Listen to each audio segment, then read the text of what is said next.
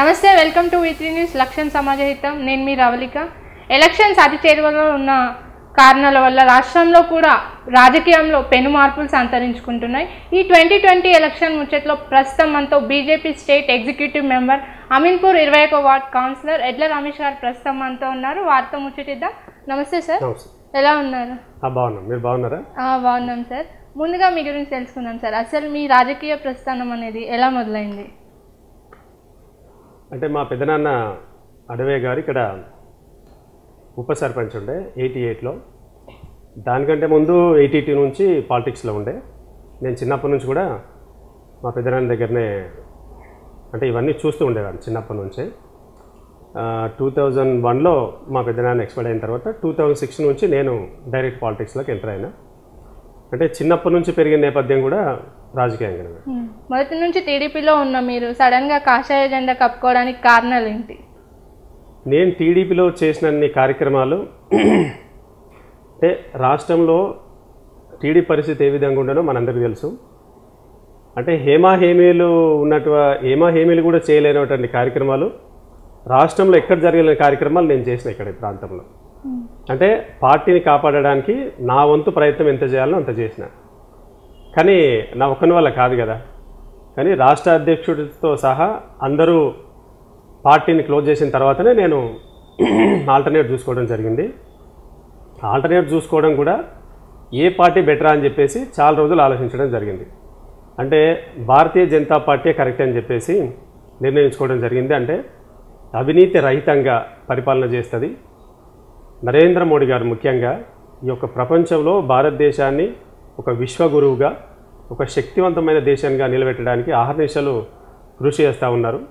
అంటే ఇవన్నిటిని చూసి భారతీయ జనతా పార్టీ కరెక్ట్ అని చెప్పేసి నిర్ణయించుకొని భారతీయ జనతా పార్టీలో రావడం జరిగింది. అంటే బీజేపీ అంటే అగ్రవర్ణాలకు పైచేయి పార్టీ అని అంటుంటారు. కానీ మీరు దళిత ముద్దుబిడ్డ అయ్యింది, ఒక ప్రజానాయకుడిగా ఉండి మరి బీజేపీ పార్టీకి రావడానికి కారణం ఏంటి? అవి రాజకీయాల్లో భాగంగా మాట్లాడే మాటలు తప్ప. ఇప్పుడు ద్రౌపది ముర్ము గారు ఉన్నారు, గిరిజన బిడ్డ. ఈ దేశంలో అత్యున్నతమైనటువంటి స్థానం రాష్ట్రపతి స్థానం. ఆ రాష్ట్రపతి స్థానంలో ఒక గిరిజన బిడ్డను కూర్చోబెట్టింది భారతీయ జనతా పార్టీ రాష్ట్రపతిగా. దానికన్నా ముందు రామ్నాథ్ కోవింద్ గారు ఉండే. రామ్నాథ్ కోవింద్ గారు ఒక దళిత సామాజిక వర్గానికి చెందిన వ్యక్తి. ఆయనను రాష్ట్రపతి స్థానంలో కూర్చోబెట్టింది. కేఆర్ నారాయణన్ గారు దళిత నాయకుడు, ఆయనను రాష్ట్రపతిని చేసింది. 1999 ఆ టైంలో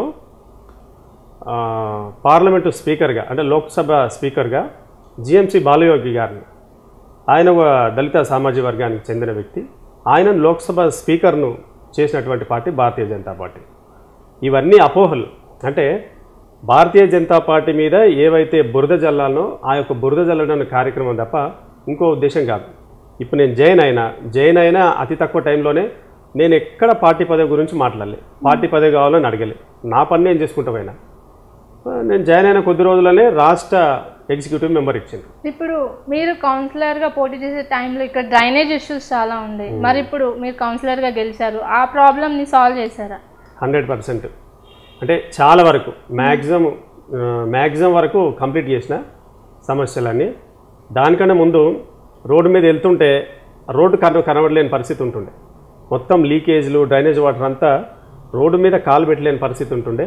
ఈరోజు అట్లాంటి లీకేజ్లు ఏం లేవు. రోడ్లు, డ్రైనేజ్లు ఏమేమైతే కావాలనో వసతులు, మౌలిక వసతులు అవన్నీ ఏర్పాటు చేసుకుంటూ ముందుకెళ్ళడం జరుగుతుంది. మీరు చూస్తే 21st వార్డుకి, మీ వైఫ్ 22nd వార్డుకి ఇద్దరు కౌన్సిలర్స్.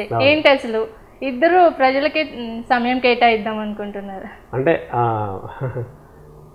అంటే పరిస్థితులను బట్టి అట్లా పోటీ చేయడం జరిగింది. అంటే మా మిస్సెస్ను కూడా అక్కడ ఉన్న సందర్భాన్ని బట్టి నిలబెట్టే పరిస్థితి వచ్చింది కాబట్టి ఆమెను కూడా నిలబెట్టడం జరిగింది. సో కర్ణాటక ఎలక్షన్స్ తర్వాత చూస్తే రాజకీయ సమీకరణాలు మారినాయి. చేరికలు కూడా బీజేపీ వైపు చాలా తక్కువే ఉన్నాయి. సో ఇక్కడ కాంగ్రెస్ గ్రాఫ్ పెరిగింది, బీజేపీ గ్రాఫ్ తగ్గిందని కూడా ప్రచారం జరుగుతుంది. దీనికి మీరేమంటారు? ఇప్పుడు దేశంలో కాంగ్రెస్ పార్టీ అధికారంలోకి ఉండి కర్ణాటకలో గెలిచిందంటే ఆ దేశంలో ఉన్నటువంటి వాతావరణం అంతా ఇక్కడ ఎఫెక్ట్ పడ్డదని అనుకోవచ్చు. కర్ణాటకలో ఉన్న పరిస్థితి తెలంగాణ రాష్ట్రంలో ఉండదు. అంటే కర్ణాటకలో గెలవడానికి కర్ణాటకలో గెలిచి ఇక్కడ ఉత్సాహం పెరిగింది అంతే.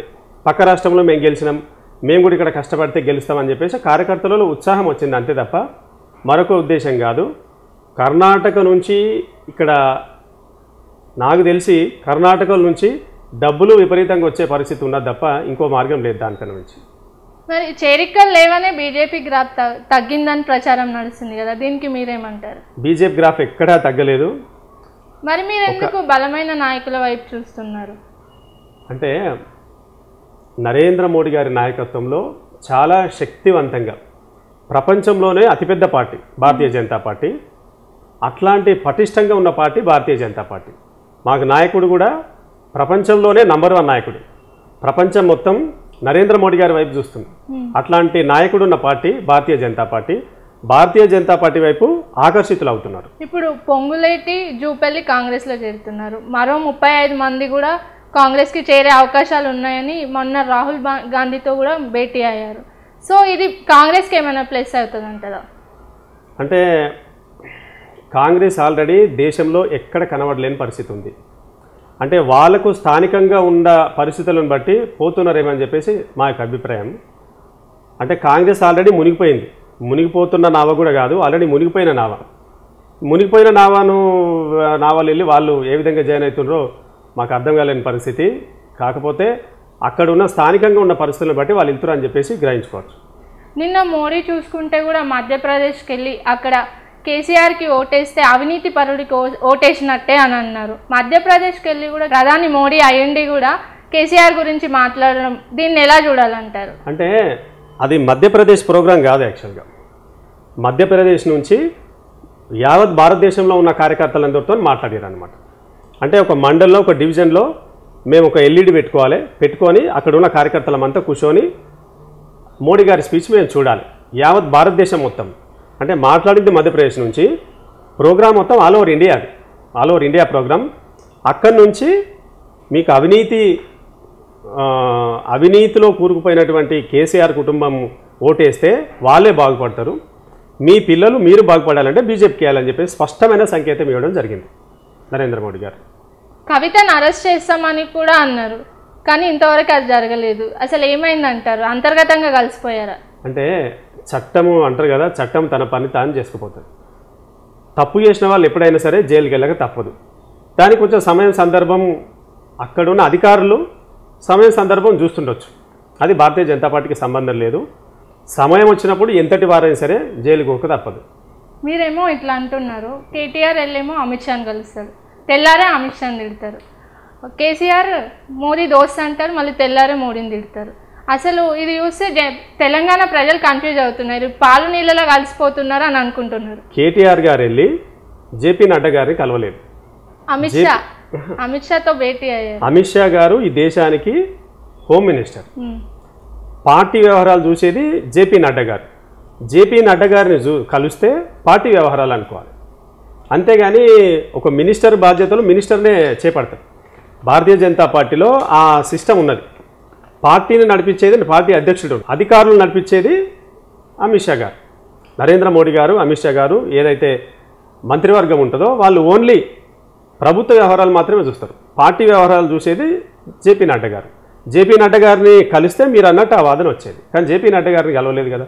ఈ యొక్క రాష్ట్ర విషయాలు, దేశంలో ఉన్న విషయాలను, రాష్ట్రానికి రావాల్సిన నిధుల గురించి, దేశం నుంచి ఏ విధంగా నిధులు తీసుకోవాలి దాని గురించి మాట్లాడు. ఈరోజు వార్తల్లో చూసుకుంటే కూడా తెలంగాణలో బండి స్పీడ్ పనిచేయట్లేదా? బండికి బ్రేక్ లేసి కిషన్ రెడ్డిని అధ్యక్షుడిగా చేయాలనుకుంటున్నారు.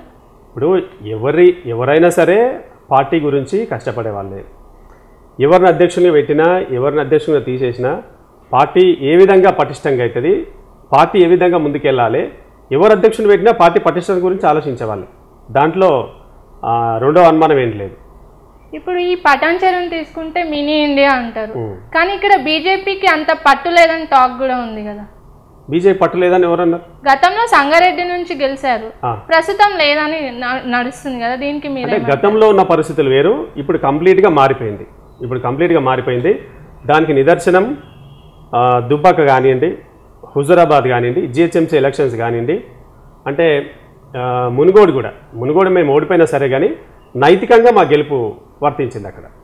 ఇవన్నిటికీ నిదర్శనం. అంటే భారతీయ జనతా పార్టీ శరవేగంగా పుంజుకుంటుందని చెప్పడానికి ఇవన్నీ ఒక నిదర్శనం. బీజేపీ కేవలం యూత్ మీదనే ఆధారపడి ఉందని అంటున్నారు, దీనికి ఏం చెప్తారు?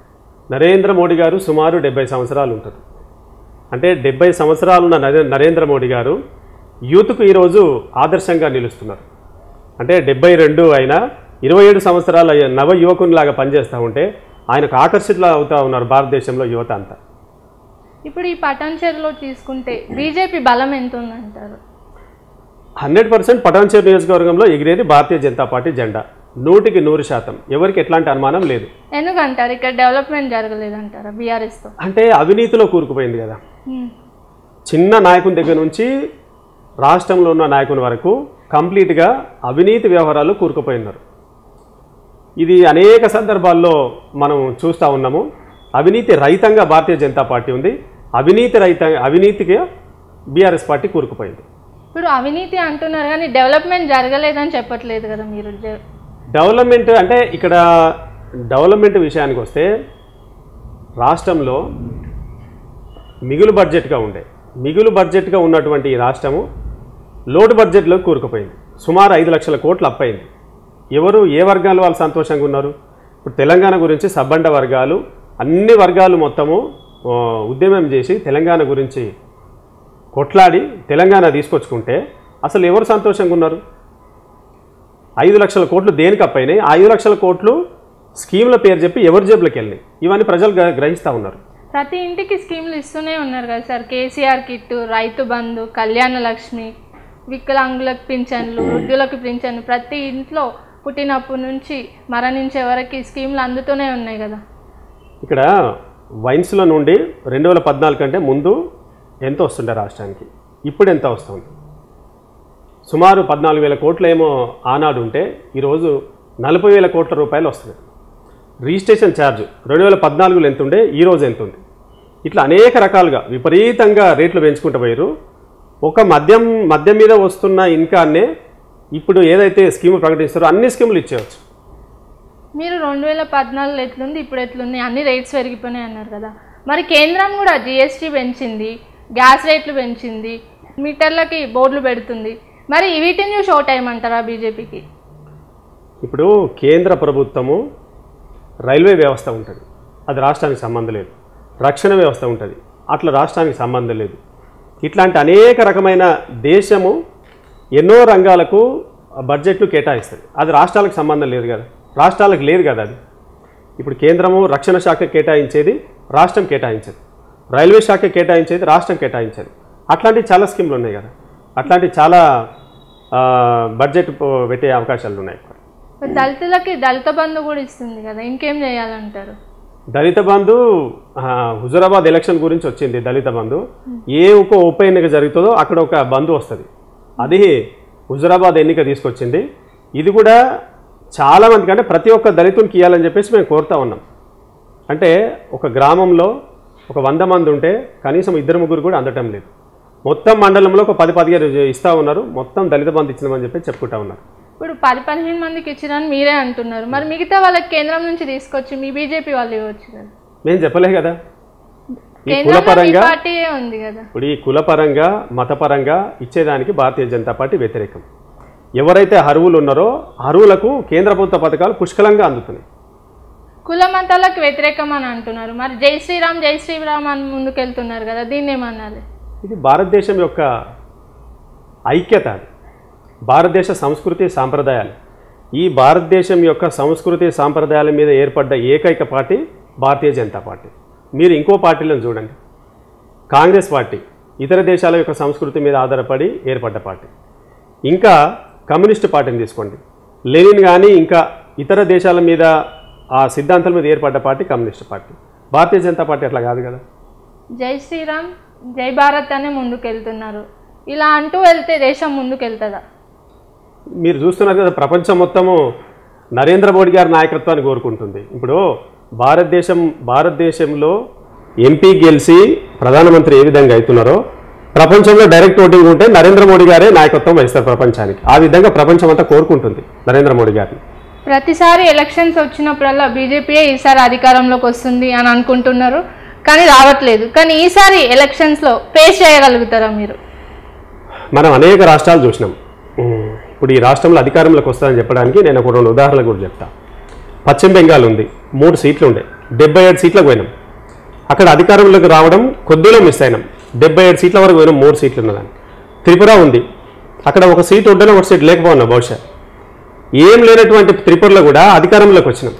అట్లా నాయకత్వం ఏదైతే అక్కడ అధికారంలో రావాలని చెప్పేసి బలంగా నిర్ణయించుకుంటామో అక్కడ పటిష్టంగా వ్యూహాలు ఉంటాయి. ఆ పటిష్టమైన వ్యూహంలో భాగమే ఈరోజు తెలంగాణ రాష్ట్రంలో అమలు జరుగుతూ ఉంది.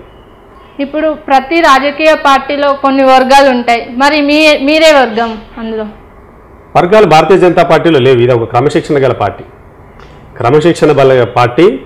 దీంట్లో వర్గాలు అంటూ ఉండవు. ఏమన్నా అక్కడిక్కడ అనుకుంటే అది ఆపోజిషన్ పార్టీ వాళ్ళు చేసే ఇదే తప్ప ఇంకో ఆలోచన లేదు. దేశం కోసం, ధర్మం కోసం అందరం ఒకటే లైన్ మీద నడిచే కార్యకర్తలం భారతీయ జనతా పార్టీ కార్యకర్తలం. మీరు ఊహ తెలిసినప్పటి నుంచి టీడీపీలోనే ఉన్నారు, ఆ తర్వాత రీసెంట్గానే బీజేపీలోకి వచ్చారు. సో ఎలా అనిపిస్తుంది బీజేపీ పార్టీకి వచ్చినప్పుడు? చాలా బాగుంది. పదవుల పరంగా కానివ్వండి, నేను పార్టీలో జాయిన్ అయ్యేటప్పుడు కానీ ఈ రోజు వరకు కూడా నేను పార్టీ పదవి గురించి ఎక్కడ మాట్లాడింది లేదు. నాకు పార్టీ పదవి ఏ పదవి ఇస్తారని చెప్పేసి ఎవరిని అడిగింది లేదు. అంటే మనం చేసే పనిని బట్టే వాళ్ళు గుర్తిస్తారు, మనం ఎక్కడ సూటబుల్ అవుతాం, ఎక్కడ ఏ స్థాయిలో పదవి ఇవ్వాలి, ఏ స్థాయిలో అయితే బెటర్ అని చెప్పేసి వాళ్ళు చూస్తూ ఉంటారు. మనం చేసే పనే మనకు పదవులను తీసిపెడతారు అంతే. మీరు కౌన్సిలర్గా ఎన్నికైన తర్వాత ఇక్కడ ఏ డెవలప్మెంట్ చేశారు ఈ ఏరియాలో? రోడ్లు కానివ్వండి, డ్రైనేజ్ లైన్లు కానివ్వండి, ఎలక్ట్రిసిటీ కానివ్వండి, డ్రింకింగ్ వాటర్ పైప్ లైన్స్ కానివ్వండి, అట్లా సమస్యలు ఏవైతే ఉన్నాయో మౌలిక వసతులన్నీ కల్పిస్తూ పనిచేయడం జరుగుతూ ఉంది. మోదీ ఇండియానే నెంబర్ 1 దేశంగా చేయాలని అనుకుంటున్నారు కదా, అది ఏ విధంగా చేయగలుగుతారు అంటారు? అంటే నరేంద్ర మోడీ గారు ఫస్ట్ ప్రధాని అయిన తర్వాత ఇతర దేశాల పర్యటన బాగా, అంటే ప్రతి దేశానికి వెళ్ళి ఆ యొక్క దేశంతో సంబంధాలు పెట్టుకోవడం చాలా మనం చూసినాం. ప్రతిపక్షాలు ఎన్నో విధాలుగా ఇతర దేశాలకే పోతుండ్రు, ఇతర దేశాలనే పర్యటిస్తుండ్రు అని చెప్పేసి రకరకాల కామెంట్ చేయడం జరిగింది. ఇతర దేశాలకు వెళ్ళొచ్చిన సందర్భాల్లో అక్కడ ఏవైతే ఒప్పందాలు జరిగినాయో అవి ఇప్పుడు తెలుస్తూ ఉంది. దాని నిదర్శనం ఏంటంటే ఇప్పుడు చైనా, అమెరికా అంటే కూడా అమెరికాను చూసి కూడా చైనా ముందుకెళ్లే పరిస్థితి ఉంది యుద్ధానికి. అమెరికా ఒక అడుగు వెనకాల వేస్తుంది. కానీ చైనా సైనిక పరంగా, చైనా ఆర్థిక పరంగా ఎంత పటిష్టంగా ఉందో అంత పటిష్టంగా భారతదేశం లేదు. చైనాని ఎదుర్కొనే పరిస్థితిలో మనం ఒక అడుగు వెనకాలనే ఉన్నాం. అయినా భారతదేశం అంటే నరేంద్ర మోడీ గారిని చూడంగానే చైనా ఒక అడుగు వెనకాలకేస్తుంది.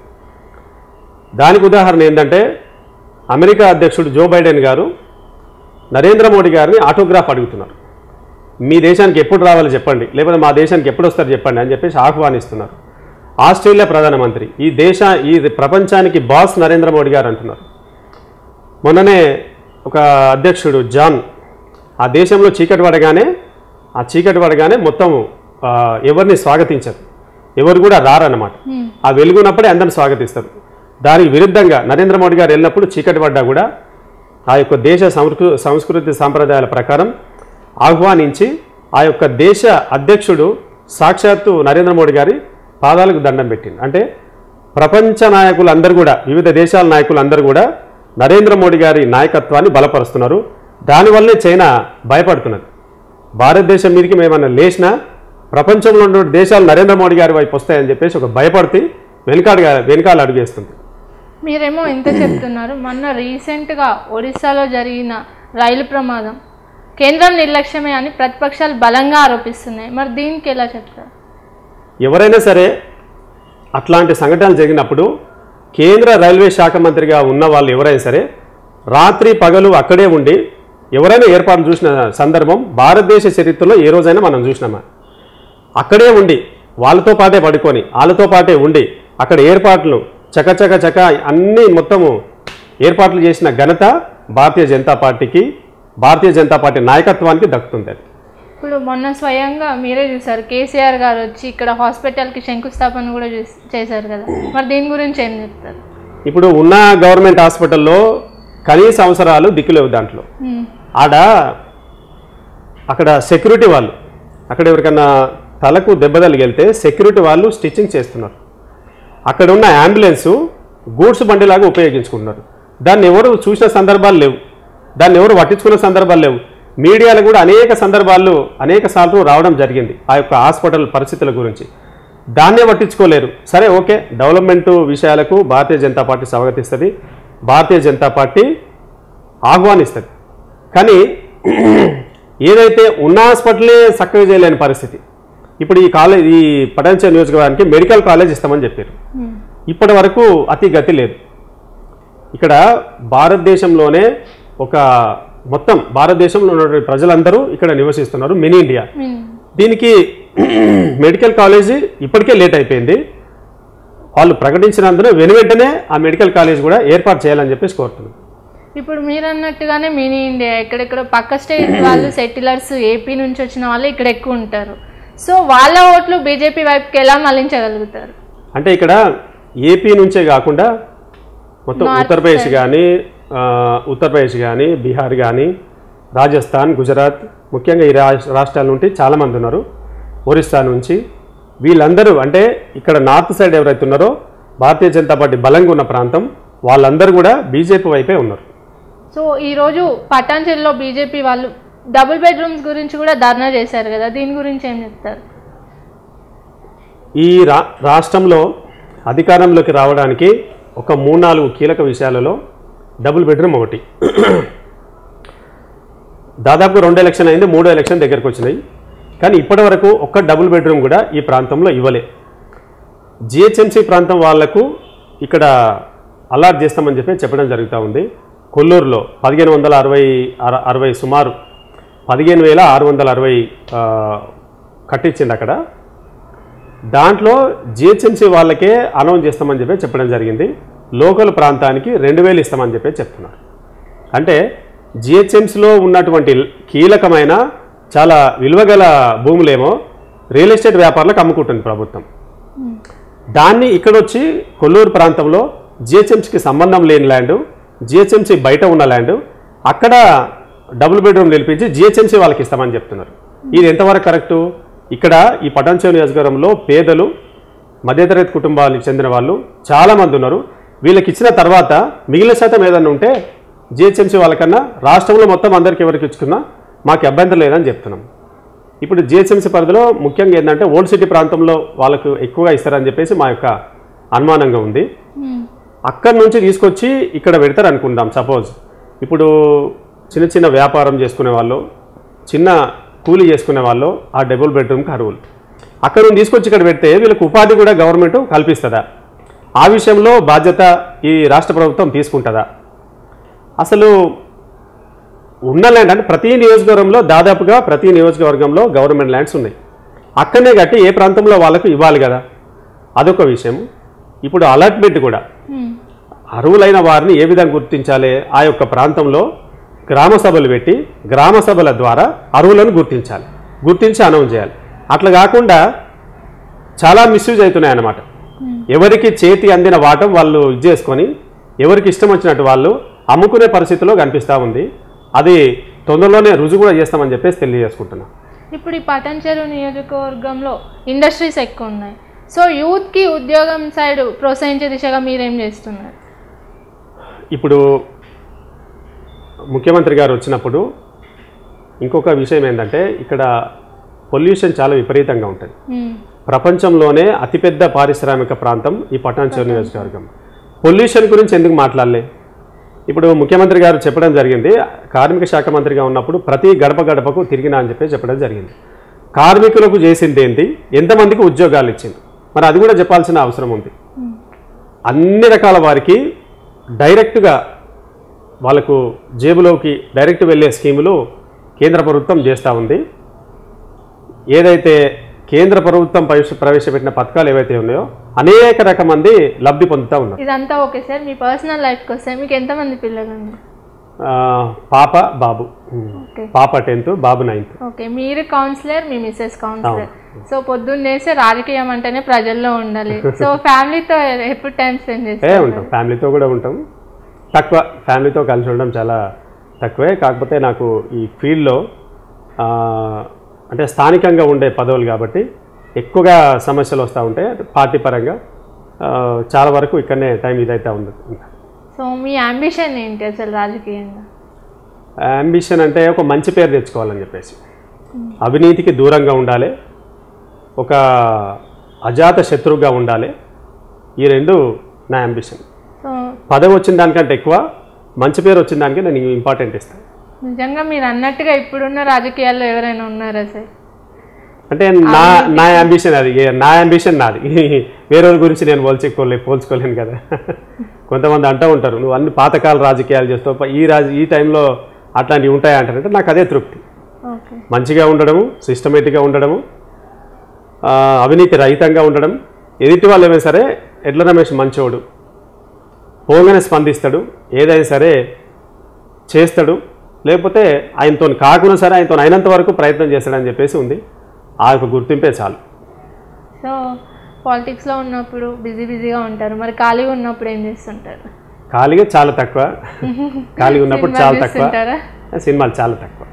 ఆదిపురుష్ వెళ్ళలేదు సినిమాలకు చాలా తక్కువ. ఓకే. ఏదైనా హిస్టారికల్ మూవీస్ ఉంటే దానికి వెళ్ళడం జరుగుతుంది.